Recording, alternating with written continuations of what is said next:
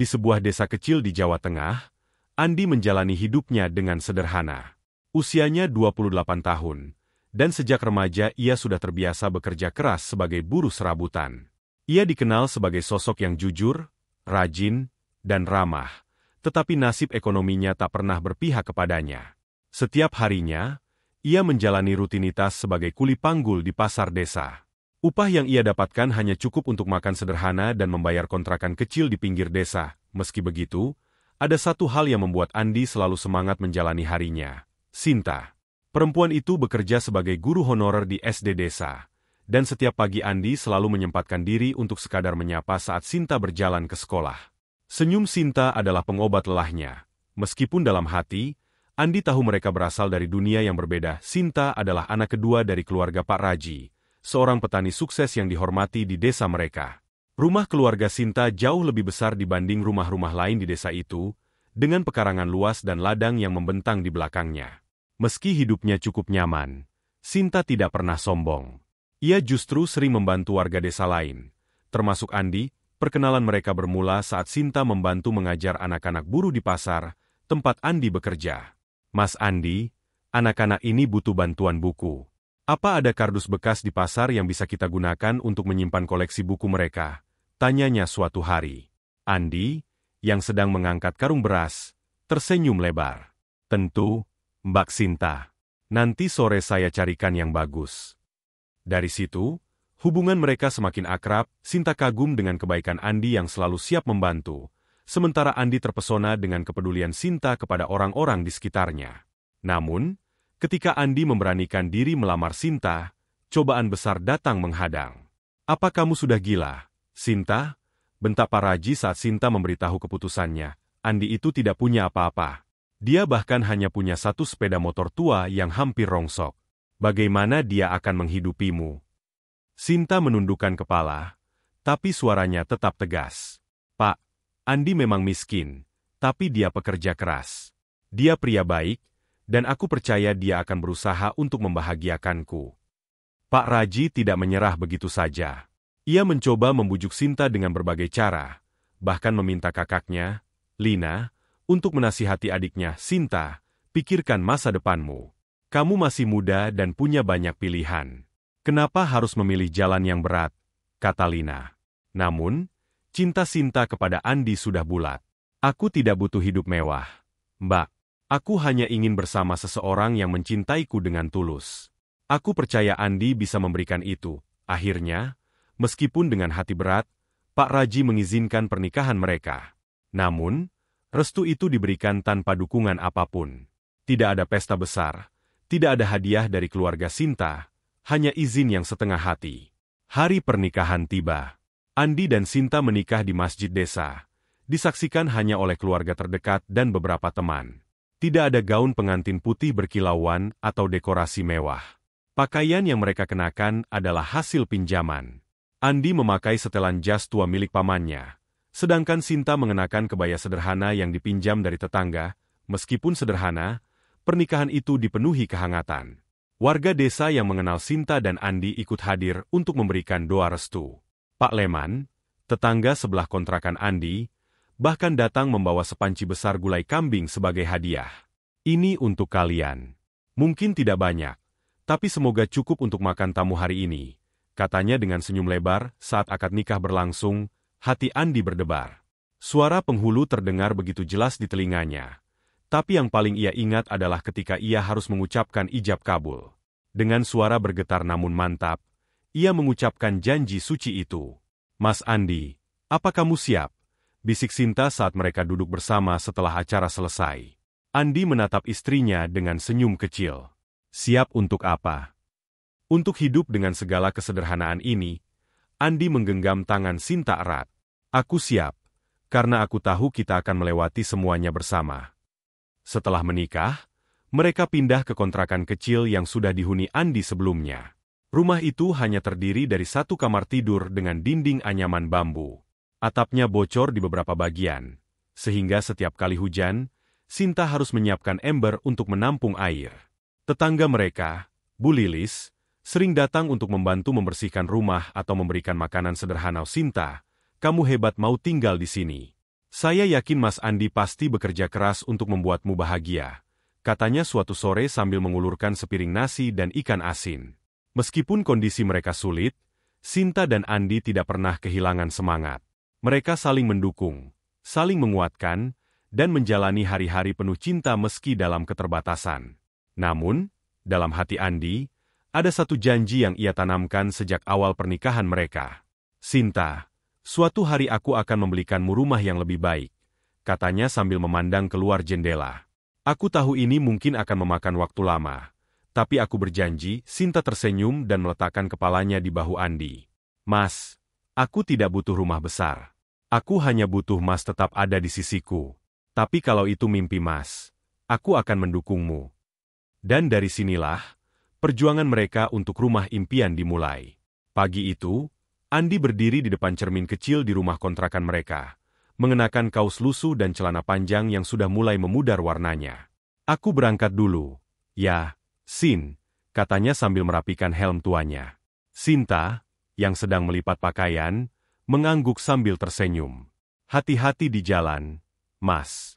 Jangan lupa makan nanti. Setelah menikah, Andi menyadari bahwa menjadi suami bukan hanya soal cinta, tetapi juga tanggung jawab besar. Ia mulai mencari pekerjaan tambahan untuk menambah penghasilan mereka. Setiap pagi, ia bekerja sebagai kuli bangunan di proyek-proyek yang sering berpindah lokasi. Panas terik, debu, dan beban berat sudah menjadi sahabat sehari-harinya. Pekerjaannya sebagai kuli bangunan memang berat. Ia harus mengangkat balok-balok kayu, mencampur semen, hingga memanjat tangga yang tinggi tanpa perlindungan memadai. Tangannya mulai kapalan, dan tubuhnya sering terasa nyeri saat malam tiba. Namun, Andi selalu menguatkan dirinya dengan satu pikiran. Ia ingin membelikan Sinta sebuah rumah di malam hari. Setelah pekerjaannya di proyek selesai, Andi menjalani pekerjaan keduanya sebagai tukang ojek. Ia sering menunggu lama di pinggir jalan, berharap ada penumpang yang memerlukan jasanya. Kadang, ia hanya mendapatkan 1 atau 2 penumpang dalam semalam. Namun, sedikit demi sedikit, hasil dari pekerjaannya itu ia sisihkan ke dalam celengan kecil yang mereka simpan di bawah ranjang. Sinta pun tidak tinggal diam.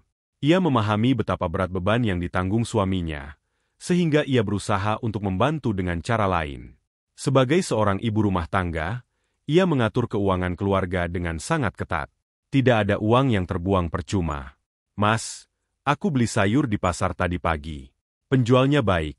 Aku dikasih tambahan daun bawang gratis, katanya suatu hari sambil memasak di dapur kecil mereka. Andi yang baru pulang dari proyek tersenyum lelah. Ia tahu bahwa itu bukan pertama kalinya Sinta meminta sisa sayuran kepada penjual pasar.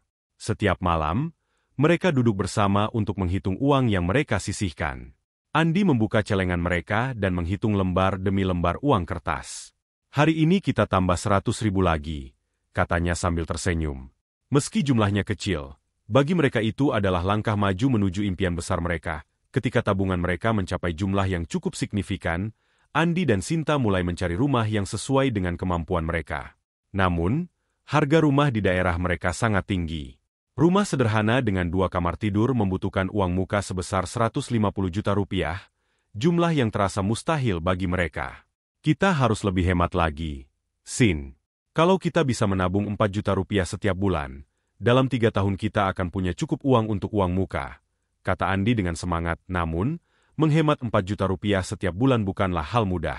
Untuk mencapainya, mereka hanya bisa menghabiskan 15.000 rupiah sehari untuk kebutuhan hidup. Itu berarti tidak ada makan di luar, tidak ada hiburan, bahkan tidak ada pembelian barang-barang yang sebenarnya mereka butuhkan. Setiap pagi, Sinta pergi ke pasar dengan membawa kantong belanjaan kecil. Ia selalu mencari bahan makanan yang murah atau meminta sisa sayuran yang tidak terjual.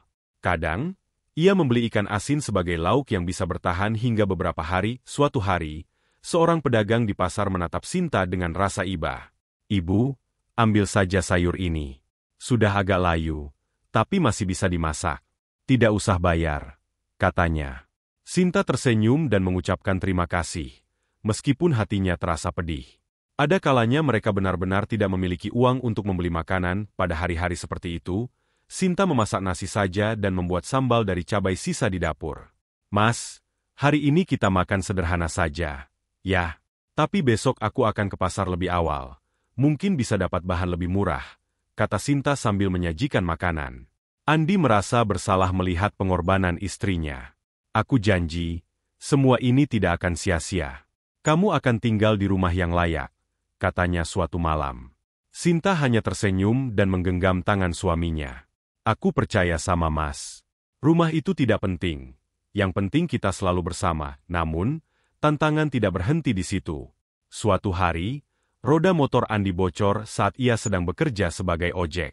Biaya perbaikannya cukup besar, membuat mereka harus mengambil uang dari tabungan.